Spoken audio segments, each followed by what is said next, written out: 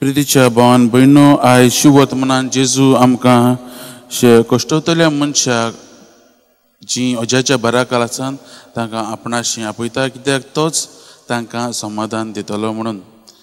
आमी जेजूच्या काळार पळयत जाल्यार न्हू, जायते फारिजांव आनी जायते धर्मशास्त्री जे आसले तांचे जायते कायदे आसले न्हू. त्या कायद्याच्या अजाच्या काळ ही मनीस जियेताली आनी हेंच पळोवन जेजू आयज ह्या मनशांक आपयता आपणा सोशी येवंक आनी आपणा लागीं येवन विसो घेवंक. आयज आमी आयचो हो शुभ वर्तमान जो आसा तो फकत तिनूच वळींचो आनी ह्यो तीन वळींतल्यान जेजू आमकां बरी शिकवण दिता आनी हे 3 शिकवण्यो आमी आमच्या जिवितांत लावया. पयले सुवातेर म्हणल्यार मोगाच्या भावान भयणो, जेजू म्हणटा म्हजें जूं तुमचेर घेयात आनी म्हजे लागीं शिकात. आमी पाड्ड्यांचेर जेन्ना जूं घालतात न्हू तेन्ना ते दोगूय एके बरें चलनात जाल्यार कांयच जायना, तांच्यांनी तें ओडूंक जायना. नाजाल्यार ते थंयच घुस्पतात आनी थंयच सगळें इबाड करून उडयतात. पूण जेन्ना ते एके बारा चलतात, एकचारान चलतात तेन्ना ते कितलेंय वजें जावन तें ओडटात. आज जेजू म्हणटा आमचें जूं तो म्हजें जूं आपणाचेर घेयात म्हणटा. जेजूचें जूं जें आसा तें मोगाच्या भावान भयणो मोगाचें आनी तें हळू आनी आज जेजू आमकां तेंच करूंक आपयता.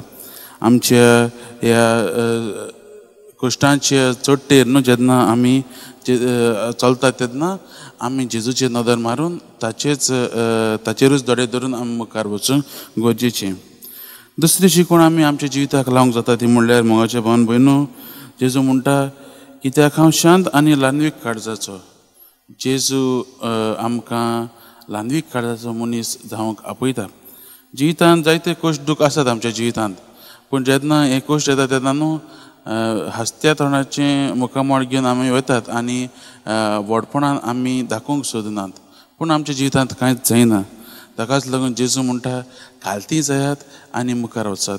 आपणा भशेन कालती जायात आनी आपणा लागीं शिकात. तो म्हणटा ही सादी उतरां आमी जेजूची आमच्या जिवितांत लावया. आनी तिसरें, म्हजेशी येयात आनी हांव तुमकां समाधान करतलो. कितले कश्ट आसूं कितले त्रास आसूं म्हज्या मोगाच्या भावान भयणो, जिवितांत जेजू आमकां समाधान दिताच. आमकां घोडी रोखडेंच जाय तें आमकां आमच्या जिवितांत रोखडेंच शांती जाय, रोखडेंच हें आमच्या कश्टांतलें आमकां पयस गेलेलें जाय. पूण जेजूचो मुखोच वेळ आसा, तो ताच्या वेळा प्रमाणें तो आमकां दितलो, समाधान दितलोच. आमी ताचेरूच भरोसो धरून मुखार वचूंक गरजेचें. आयज जेजूची शिकवणेन मोगाच्या भावान भयणो आमचें जिवीत आकारूया. आमी ताचेर उपकार जावंक गरजेचे.